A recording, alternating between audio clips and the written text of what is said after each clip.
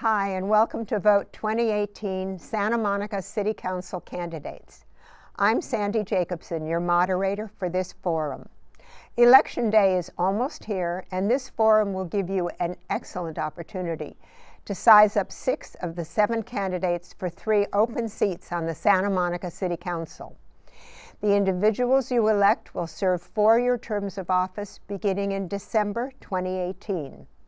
This forum is being brought to you by the League of Women Voters of Santa Monica Education Fund in partnership with Santa Monica City TV. The League is a nonpartisan, nonprofit organization and never supports or opposes candidates for public office. This is one of 4 30-minute City Council candidate forums, each focusing on a different set of issues. The focus of this forum is homelessness. We wish to thank community members who took the time to send in their thoughtful and important questions. We will now turn to our City Council candidates in alphabetical order. They are Scott Bellomo, Sue Himmelrich, Kevin McKeown, Greg Morena, Pam O'Connor, Ashley Powell. Each candidate will have the opportunity to answer a variety of questions with a maximum of 1 minute for each response. Questions will be asked of the candidates in random order according to a blind matrix created by the League of Women Voters of Santa Monica Education Fund. So let's turn to our first round. Executive authority is a much debated issue these days.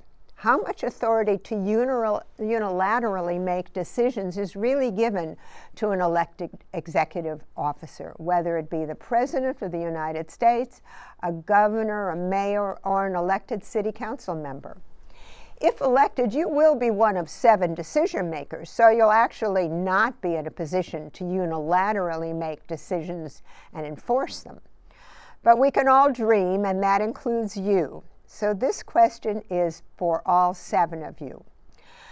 You're given absolute authority in Santa Monica for 1 day to do one thing. What do you do? The answer doesn't have to be related to homelessness, but it may. Greg Morena, you're going to lead us off. If I could do something right now, 1 day. One day, the entire day, and I get lots of decisions for that day, I'll take an easy one.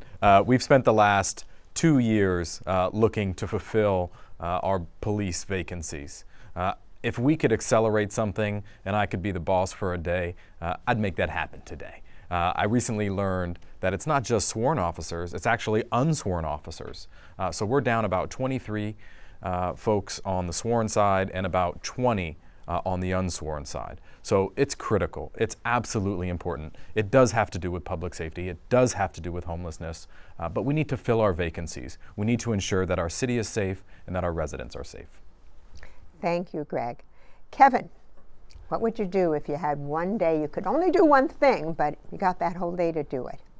The one thing that I would do would impact a lot of issues, including homelessness, but also affordability, quality of life, many, many things, and the sense of our community.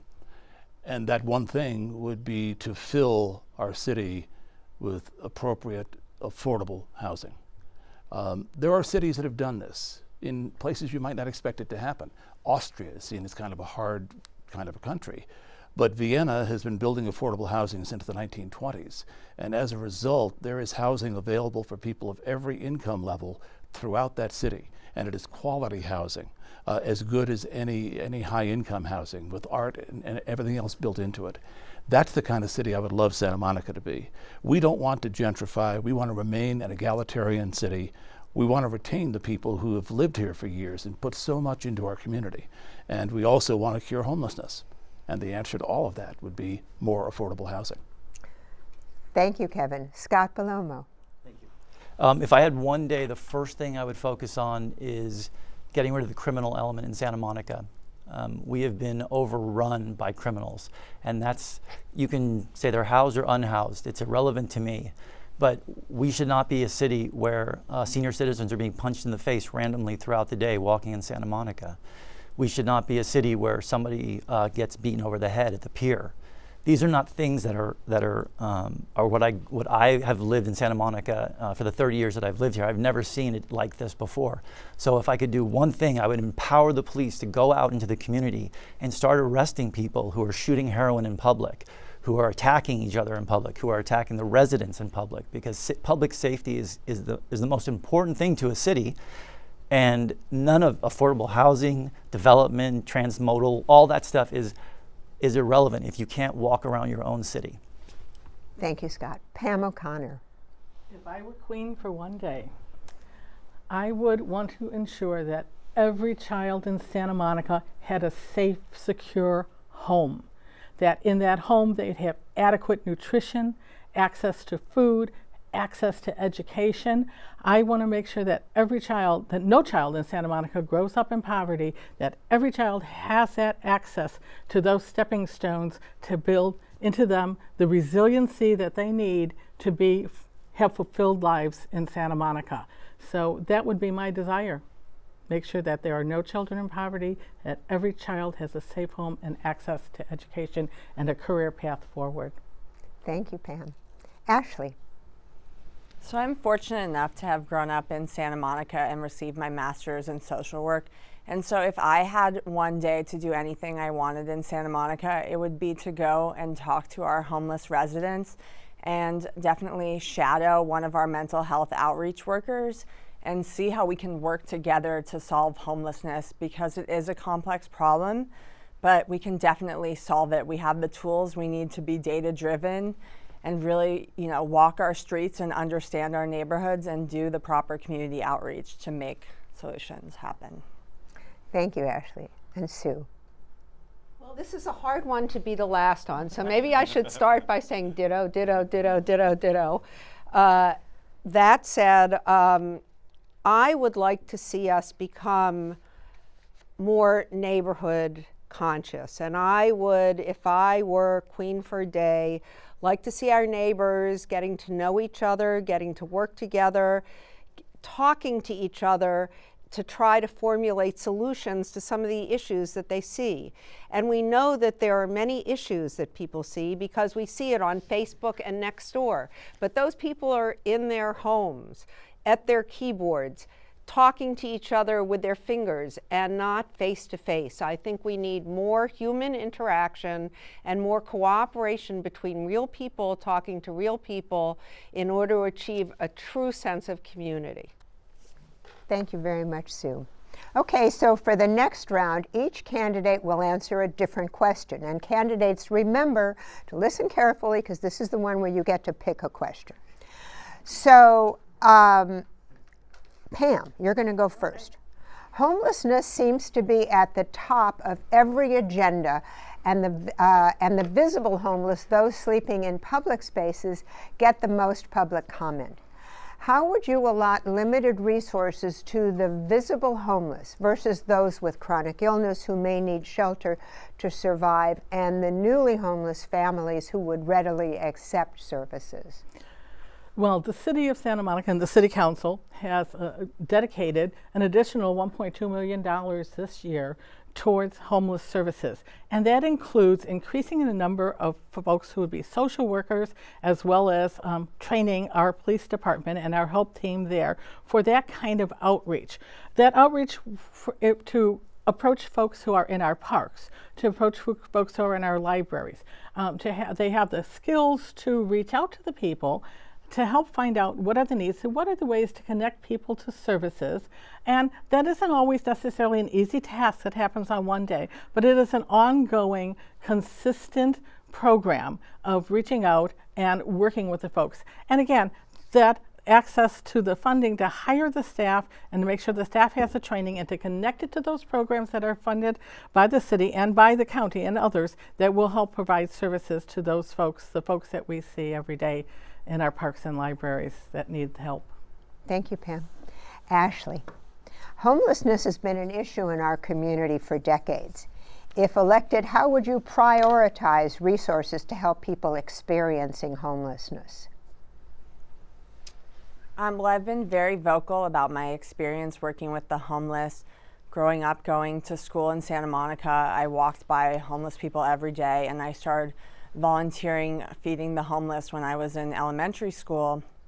And I'm also on the board of a nonprofit that serves homeless children in Los Angeles County.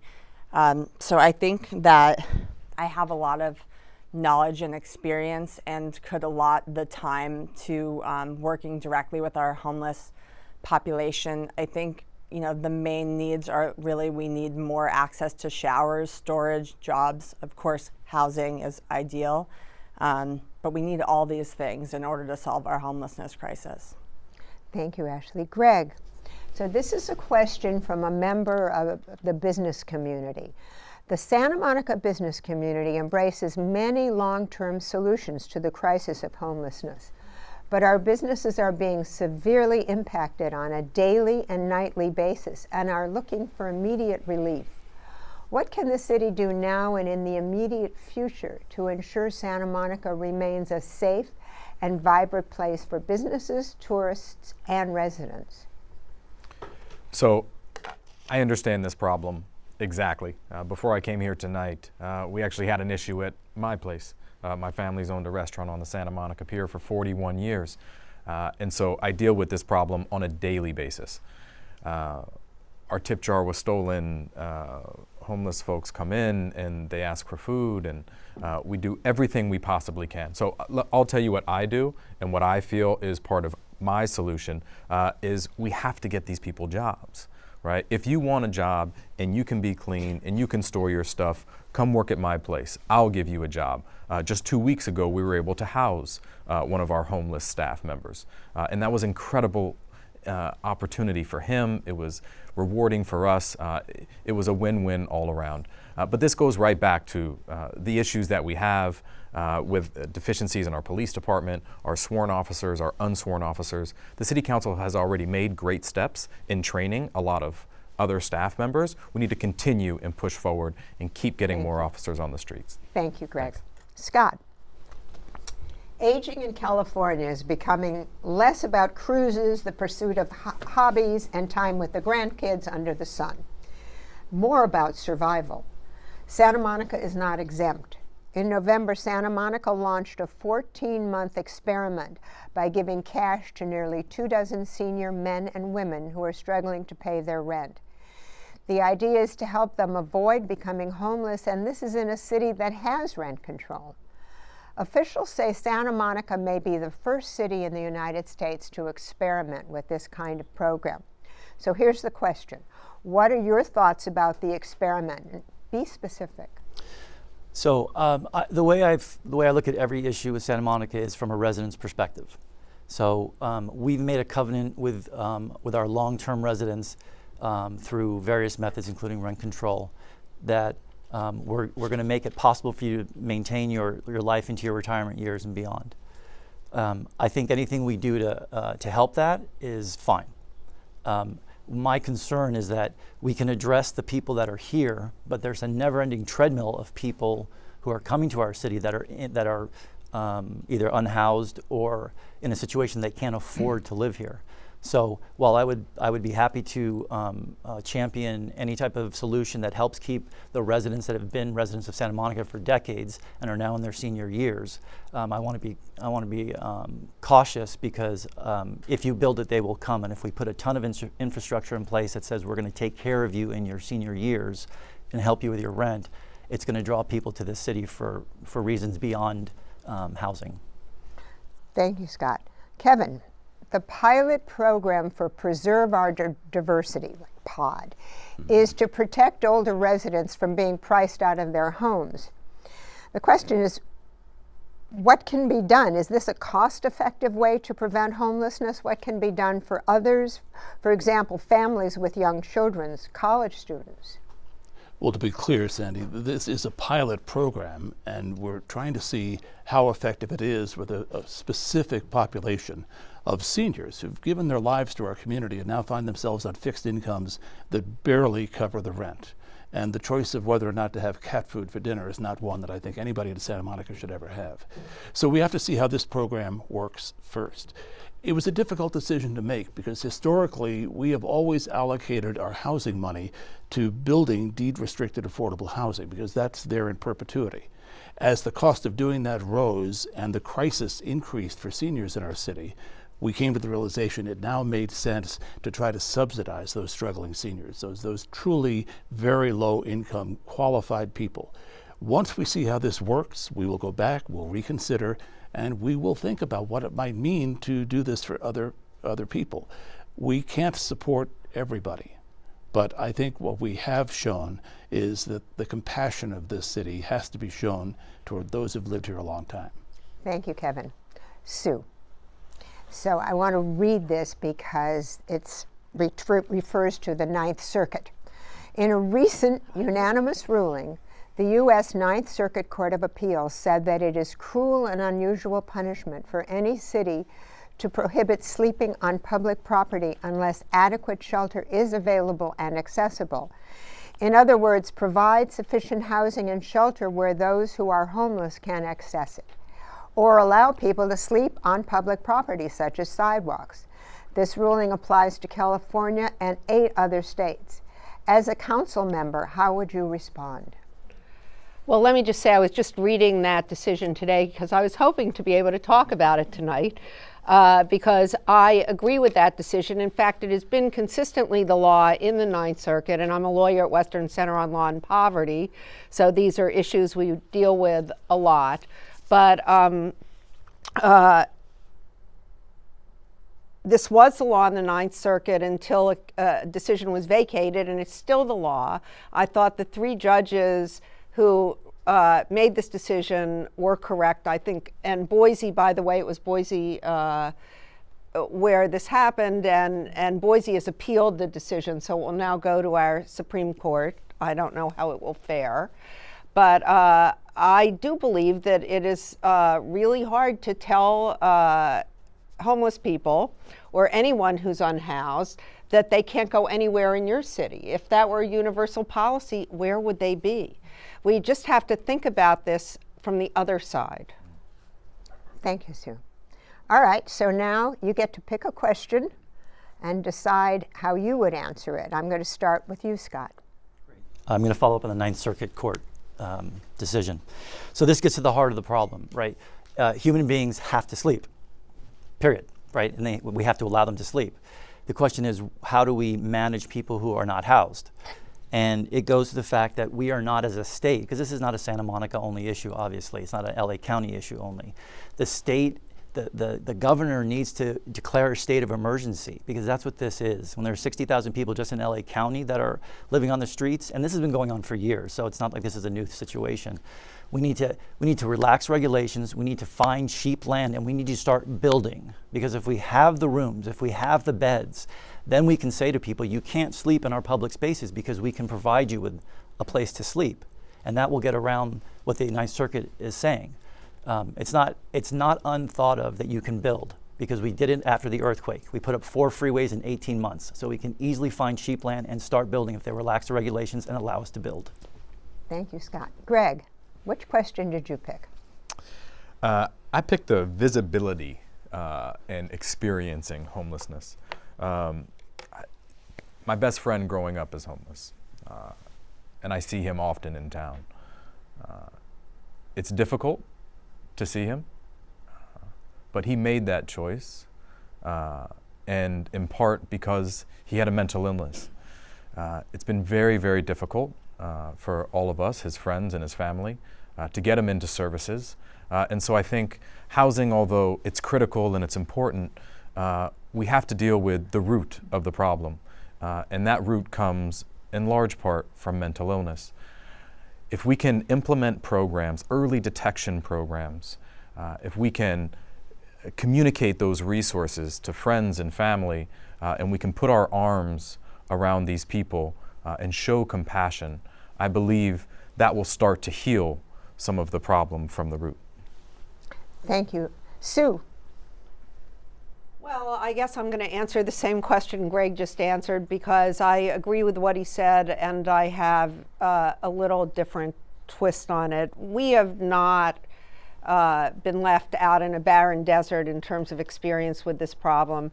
Obviously, prevention of homelessness is our number one task, but once we fail at that, our next thing is to rapidly rehouse people who become homeless, because we know that if people are rapidly rehoused, they are twice as likely to stay in housing as people who have been homeless on a long-term basis. The other thing we know is that the Housing First model that was begun in Utah has been an effective model. In Utah, they developed a Housing First model, and 92% of the people in that program have remained housed. Thank you, Sue. Ashley, it's your turn to pick a question. I want to address the question on aging in place. I definitely think that aging in place is the way of the future. Over going to a retirement home, for example. I think with rent control and a pilot program providing a stipend for 14 months, that's a great program. And I know personally my late grandmother Rose was able to age in place on her own terms, with subsidized funding and some extra funding. And I think for anyone who lives in Santa Monica to be able to do life on their own terms and age in place, I think that's important. Thank you. Pam. I'll take the one on the prioritizing of resources, and the resources putting forward to ensure that help people who are on the verge of homelessness. And this Santa Monica now has program sources available on the website, information on how to call to if you are in a position where you may be becoming homeless. There are services to help.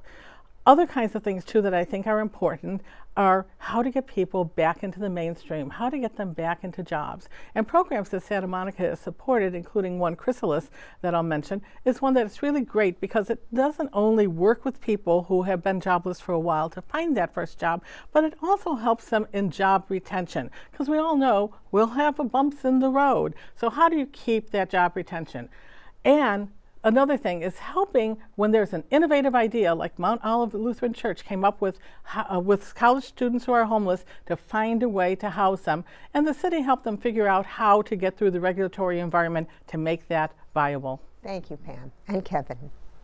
Well, Sandy, I'd like to wrap it up by addressing the underlying issue in the first two questions, which is the allocation of resources for homelessness to help homeless people. Santa Monica has a proud history of coming up with innovative programs that have been quite effective in helping homeless people over the years. We moved all the feeding programs that used to be in our parks indoors, where people could actually get services and not have the indignity of being fed outdoors in a park. We started doing Housing First, and that became very effective. For a number of years, we had actually reduced the number of people on Santa Monica streets by about 20%. And then 2 years ago, we were overrun. There was a regional increase in homelessness that we just can't handle.